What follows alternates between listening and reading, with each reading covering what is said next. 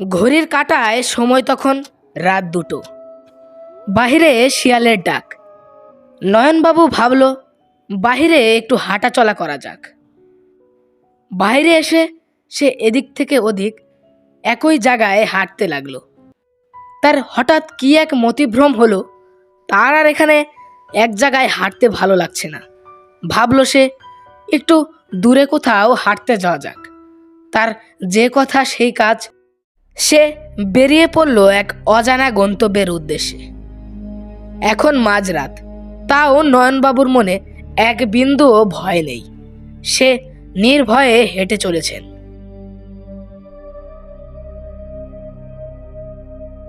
গ্রাম অঞ্চলের রাস্তাঘাট মাঝে মাঝে দিনের বেলায়ও ফাঁকা থাকে, আর এখন তো রাত্রিবেলা। গ্রামের রাত মানেই এক আলাদা সৌন্দর্য এবং ভয়, আর তার সঙ্গে শিয়াল আর ঝিঝি পোকার ডাক তো থাকবেই। হাঁটতে হাঁটতে নয়নবাবু পৌঁছে গেল এক বটতলার নিচে। সেই বটতলায় বসার জন্য একটা জায়গা ছিল, তবে নয়নবাবু সেখানে বসলো না। দাঁড়িয়ে সে কিছুক্ষণ বিশ্রাম নিয়ে আবারও হাঁটতে শুরু করলো। আশেপাশের শিয়ালের ডাকগুলো নয়নবাবুর মনে ভয়ের সৃষ্টি করছিল, তবে সেই ভয়কে জয় করে তার মনের অজানা গন্তব্যের উদ্দেশ্যে হেঁটে চলেছে।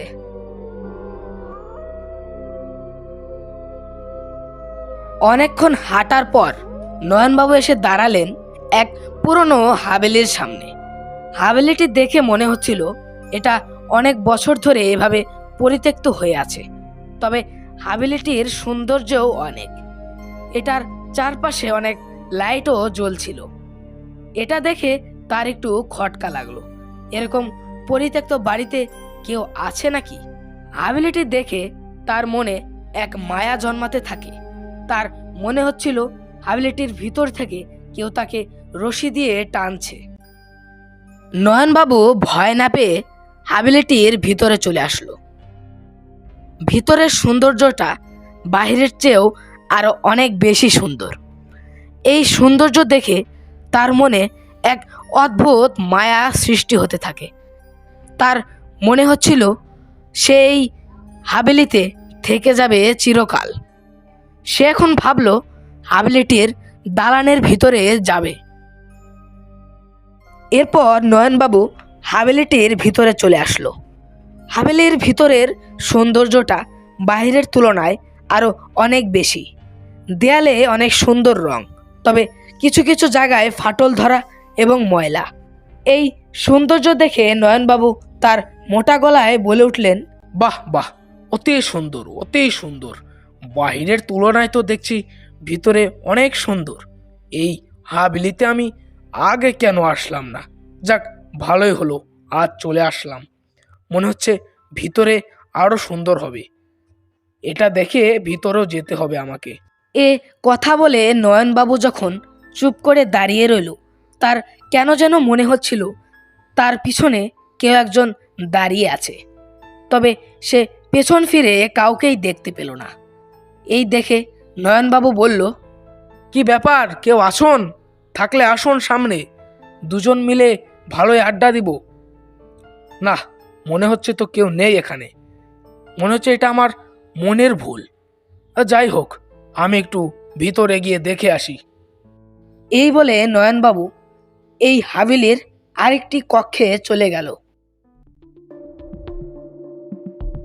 কি ব্যাপার, আজ এই পুরনো হাভেলির দরজাটা খোলা কেন?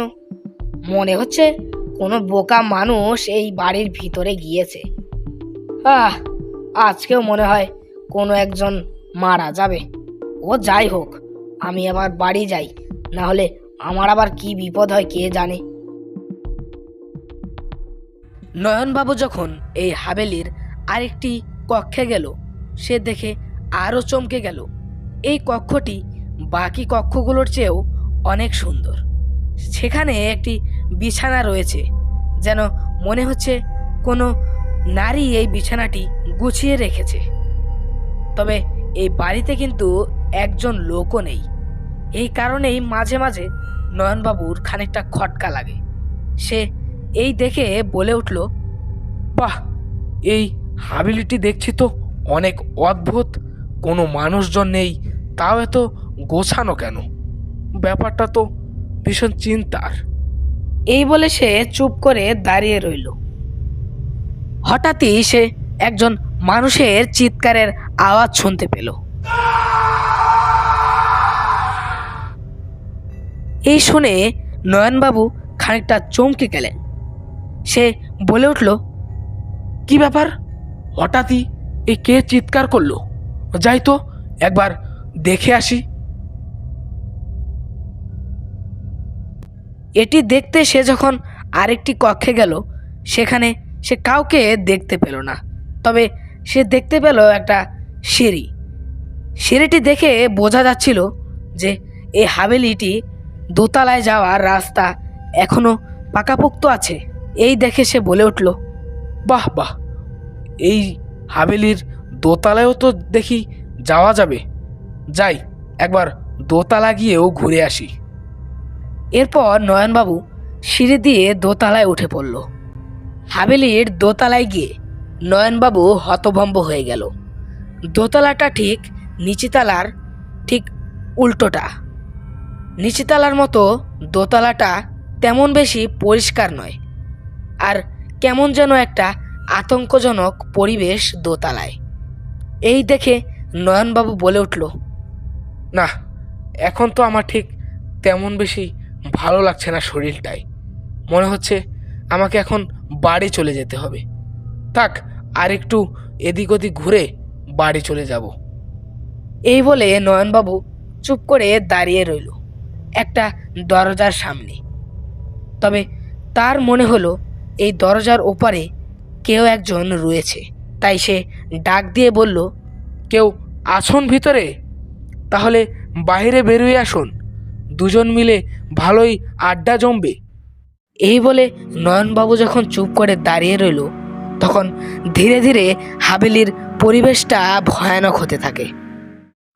ভিতর থেকে কেমন একটা যেন আওয়াজ শুনতে পায় নয়নবাবু। নয়নবাবু হঠাৎই দেখতে পেল দরজার ওখান থেকে অদৃশ্যভাবে এক অশরীরী আত্মা বের হয়ে আসলো। এই দেখে নয়নবাবু বলে উঠল, হ্যাঁ, কে আপনি? আপনাকে দেখে তো কোনো মানুষ মনে হচ্ছে না। আমাকে দেখে তোর মানুষ কি করে মনে হয়? আমি তো মানুষ নয়। আমি তো তোর জম। এবার তুই তো আমার হাতে মরবি। এ কথা শুনে নয়নবাবু আরও বেশি ভয় পেয়ে যায়। তার এখন বাঁচার কোনো রাস্তা নেই। হঠাৎই নয়নবাবু লক্ষ্য করলো এক ঝাঁক কাক তার দিকে উড়ে আসছে, আর সেই কাকগুলো নয়নবাবুর শরীরে আঘাত করতে থাকে। আর এতে নয়নবাবুর শরীরে আরও ক্ষমতা হারিয়ে ফেলল। এরপর সেই অশরীরী আত্মাটাও নয়নবাবুর ওপর আক্রমণ করে, আর নয়নবাবু সেখানেই মারা গেলেন।